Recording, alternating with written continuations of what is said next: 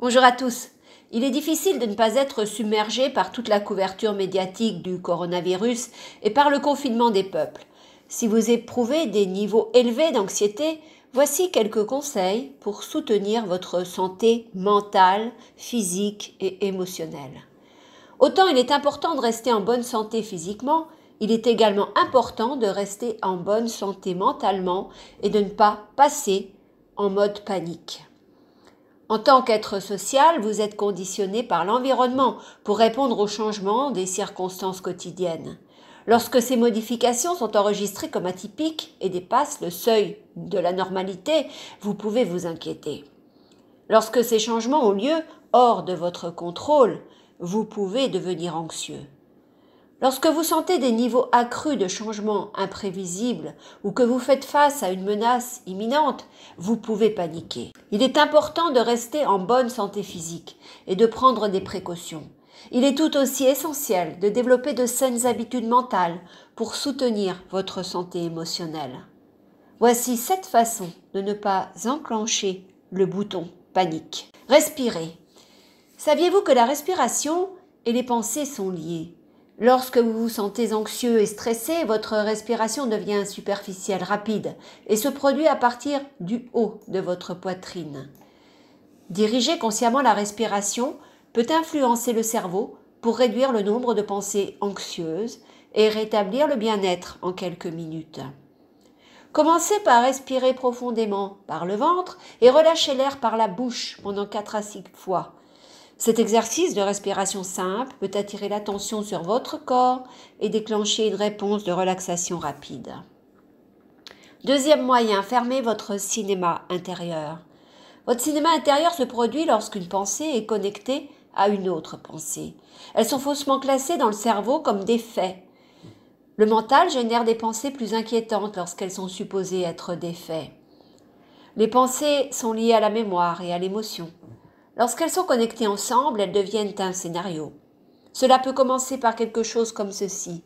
La dernière fois que j'ai dîné dans ce restaurant, j'ai eu mal au ventre. Il est possible qu'il ne soit pas vigilant aux règles d'hygiène. Je dois éviter ce restaurant plus que jamais. Ainsi, l'évitement du restaurant sera basé sur une peur associée à une mémoire négative. Votre cerveau croit que tout ce à quoi vous pensez est réel. Alors ménagez-le en choisissant vos pensées. Et oui, c'est possible, avec de l'entraînement. Troisième moyen, prenez conscience des questions qui arrivent de nulle part dans votre tête et vous déstabilisent. Comment me protéger quand je sors faire des courses ? Que faire s'il y a quelqu'un à côté de moi à la caisse du magasin qui tousse ? Est-ce que je change de caisse ?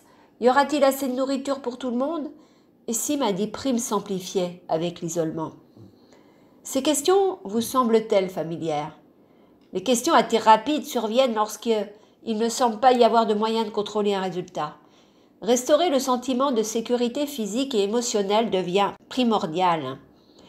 Notez simplement que vous posez plusieurs questions simultanément.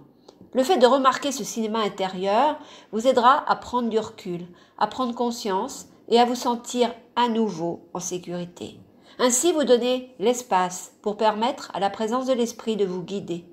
Vous pouvez décider d'appeler les magasins pour vérifier leur approvisionnement, prendre vos précautions sanitaires, reprendre confiance en demain. Quatrième moyen, réduisez le nombre de conversations sur le coronavirus. Tout le monde en parle. Il est naturel de se défouler parce que les humains sont socialisés et vous pensez que parler de vos problèmes vous en libère. Malheureusement, en parlant, vous entretenez, vous faites vivre vos problèmes au lieu de les solutionner.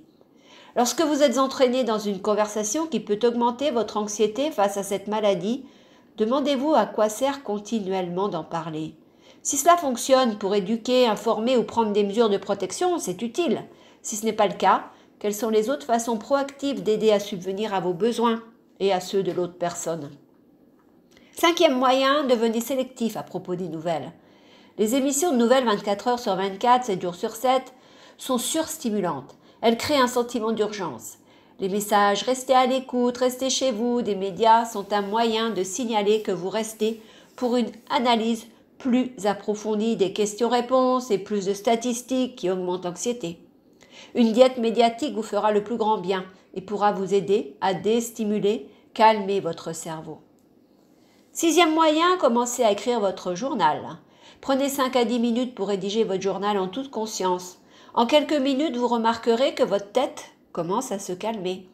Notez simplement le tourbillon de pensées qui vous traverse l'esprit et entourez uniquement celles qui sont des faits.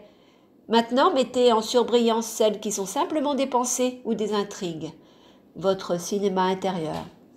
L'acte d'écrire décharge souvent l'émotion refoulée et permet une libération d'énergie.